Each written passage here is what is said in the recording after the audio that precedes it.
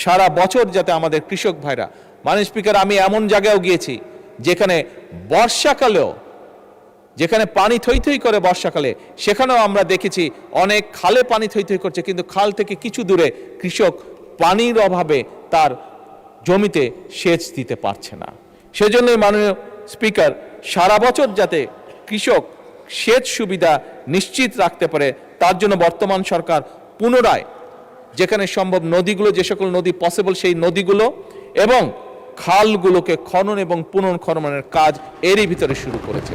রূপায়ণ lake castle, welcome to the land of piece.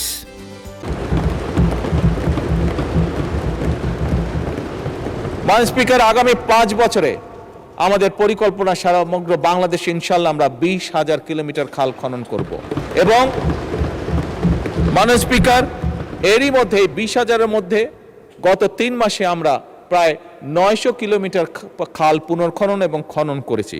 কিছু কিছু ক্ষেত্রে মাননীয় স্পিকার আমরা কমপ্লেন পেয়েছি, সেগুলোকে আমরা দেখছি, দরকার হলে সেগুলো আবার আমরা হাতে নিব সেই কাজগুলো।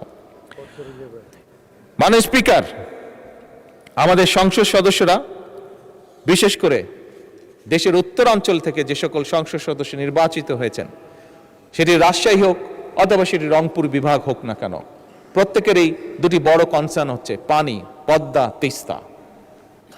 মাননীয় স্পিকার, বরাবরই কৃষি বা কৃষি বান্ধব সরকার, বিএনপি সরকার যখনই সুযোগ পেয়েছে দেশ পরিচালনার, সকল সময় নিশ্চিত করার চেষ্টা করেছে যে আমরা দেশের মানুষের পানি যাতে নিশ্চিত রাখতে পারি, পানির প্রবাহ। এবং সে কারণে মাননীয় স্পিকার, বর্তমান সরকার পদ্মা ব্যারেজ নির্মাণের উদ্যোগ গ্রহণ করেছে, যা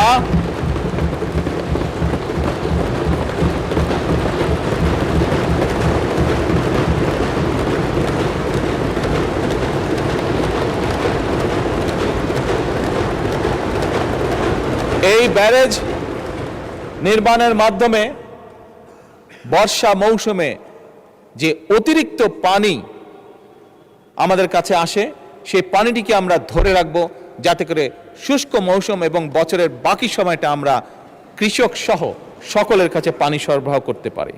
মাননীয় স্পিকার, এবার আমি আরেকটু উত্তরের দিকে চলে যাই এবং সেই উত্তরে অবস্থান করছে আমাদের তিস্তা। মাননীয় স্পিকার, জাতীয় অগ্রাধিকার ভিত্তিতে ইনশাল্লাহ এই সরকার যে কোনো মূল্যে তিস্তা ব্যারেজ মহাপরিকল্পনা বাস্তবায়ন করবে।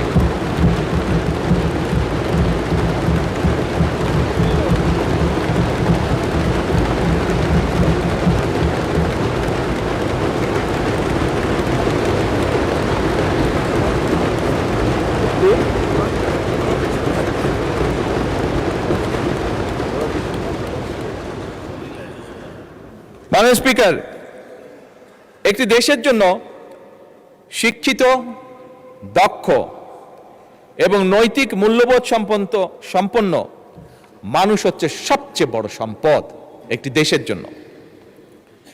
আমরা দেখেছি ফ্যাসিবাদের 1.5 দশকে কিভাবে শিক্ষা ব্যবস্থাকে একদম পরিকল্পিতভাবে ধ্বংস করে দেওয়া হয়েছিল। মাননীয় স্পিকার,